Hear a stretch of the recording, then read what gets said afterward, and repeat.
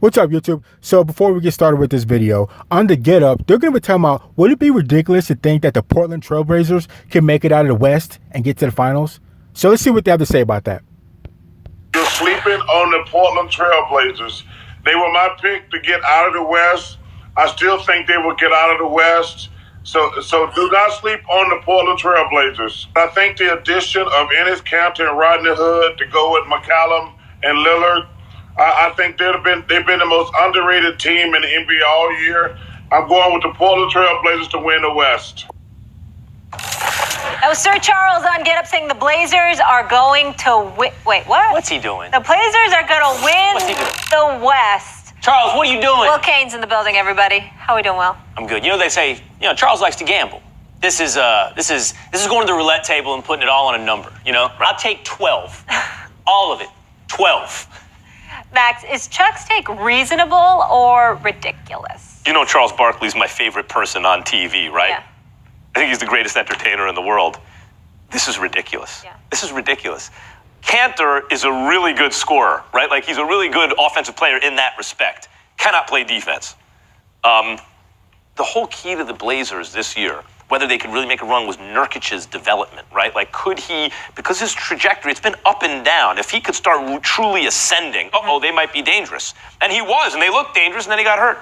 And even with him, they were not going to get out of the West. The Blazers got zero chance to get out of the West. Like, everyone else on every other team would have to get hurt. They're a good team. They'll make a little run. They cannot get past the Warriors. They cannot get past the Rockets. No, they can't get out of the West. So I agree with Max, definitely. I can't see the Trailblazers getting out of the West. I can't see them beating Golden State. I can't see them beating Houston. I can barely see them beating the Spurs. I can't believe they're winning the series against Oklahoma. But I don't see them being able to run through everybody like that.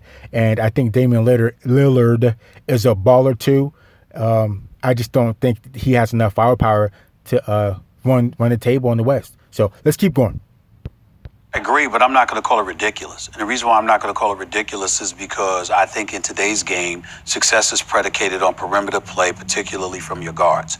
And right now we have Damian Lillard averaging 29.5 in the first two games against Oklahoma City, and with C.J. McCollum averaging 28.5. If those two guys were to do that, and clearly we don't believe that they would, but if those two guys were to do that, that gives them a chance. When we look at the Houston Rockets, we look at the greatness of a James Harden. James Harden's averaging about 36 a game, and then everybody else falls off to some degree. You got 16, 17, that kind of thing. Again, I don't think it's going to happen. I certainly wouldn't pick them to beat the Golden State Warriors by any stretch of the imagination. But when you compare ridiculous to reasonable, I think it's closer to reasonable than ridiculous because of the manner in which we see CJ and Damian Lillard playing together. So I think you have to ask yourself the question, if Damian Lillard and CJ McCollum, if we were able to sit here and say, these guys are going to average 29 and 28 respectively throughout these playoffs, is it ridiculous then? The answer to me would be no. It wouldn't be ridiculous then. I don't believe it would happen, but it wouldn't be ridiculous. Certainly on that scale from reasonable to ridiculous, it's much closer to ridiculous. I love Charles as well. And he said several things, I think, in that clip which are true, which is the Portland Trailblazers are extremely underrated. Their star, Damian Lillard, is criminally underrated. So I agree with Will Kane on that. Damian Lillard is definitely underrated, and so is his team. But you have to look at the team, though. The Portland Trailblazers don't get a lot of pub. They're not a winning team, per se, and they just don't have as loud of players as other places do. But Damian Lillard is definitely underrated. And like I said, I admire him talking about a couple months ago, saying that he's never going to leave Portland, and no matter what happens, and he's going to try to win a ring there versus to ring hop or team hop. So I just don't think they have enough to be able to make it. So let's keep going. I believe he's probably the second best point guard in the NBA, assuming we take James Harden out of the year. This year. I got him this year's first team All-NBA at point guard. Ahead of Steph Curry. Yes. But Harden's a point guard. Not as a talent, because I'm always going to pick just this year because he's had to do more with less. Taking Harden out of the equation, I would have gone Steph, then Lillard, then Kyrie. Why are you taking Harden out, though? Because he, I don't know. I don't know exactly. I don't know. They have Chris Paul. He didn't originally play point guard. He's not. I know, but he's a point guard now. All right. But the point of this in the end is it is ridiculous, Stephen A. And Max, Even though it is, you went a little far in saying if every other team had every other player injured. The Blazers are real, and they can beat everybody in the West except for one team. And that's the issue.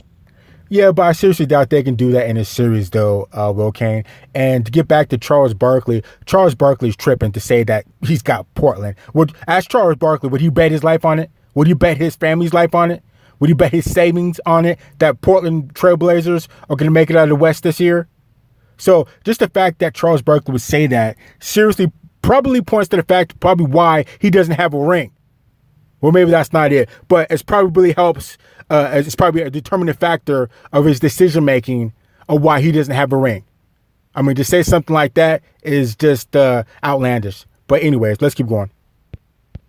And ultimately, the reason Charles's prediction is ridiculous is because of the Warriors, not because of the Rockets, and honestly, not because of the Blazers. It's because the Warriors are still head and shoulders above everybody else. I saw you last night. I watched you last night. You did a great job. Thank you.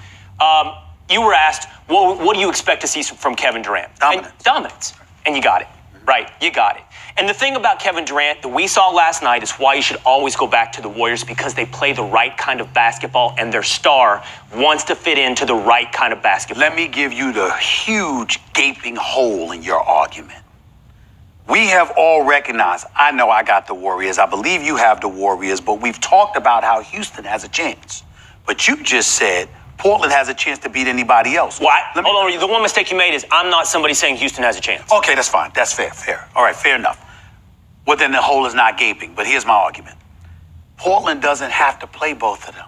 They only have to play one because they're going to knock out. One or the other's going to knock one another out. So let's just say hypothetically, I don't believe it. Max hasn't said it, but he gives Houston a chance. If Houston were to upset Golden State, there you go. Portland goes against the winner of Denver-San Antonio, who I believe they could beat. So now you're in the conference finals against Houston. How is Charles Barkley's assertion ridiculous if they got a chance? I'm telling you, they're not going to beat Houston. I don't believe it either. I don't believe it either. That's really good. That's really good. The only thing for me is Houston's not going to beat Golden State. I don't think they beat the Rockets either. By the way, the Rockets, since they've had their full complement of players, both by point differential and by record, the best team in the league. I'm with you. And by the way, they took 7 games with the... I believe Houston or Golden State's coming out of the West. Houston, 7 games with the Warriors without Chris Paul, missing 27 consecutive threes, lost by single digits. I know your counter-argument to that one. Neil O'Shea has done an incredible job. By the way, he was really good with the Clippers, and he's like redesigned this Portland team. Nice. I wouldn't say incredible. I'd say incredible. He's redesigned the Portland team on the fly, like trading all their pieces and getting back and building around. He's done an incredible job. But again, the only way they really had a shot, and even that would make them a dark horse, is if Nurkic's development, which was coming along, it was going in the right direction, but then he's out now. So you're taking their third most important player out, and they would still be the underdogs with him? They ain't going to do it. Sorry, they ain't going to do it. And the Rockets, I think the Rockets are being criminally slept upon, by the way, especially with Boogie hurt right now. Now Clint Capella's not sucked out. He's a real rim defender.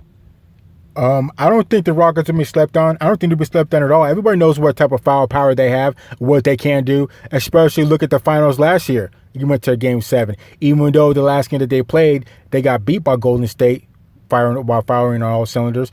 But nobody's sleeping on Houston. Everybody knows that Houston is a competitor, and Golden State knows that too, which is why I think they're going to face the Houston Rockets in a different style of play, because they know they better slit the throat quick, or James Harden, Chris Paul, and company can beat you. So I don't know. Let's keep going. Are we sure that Draymond Green's better than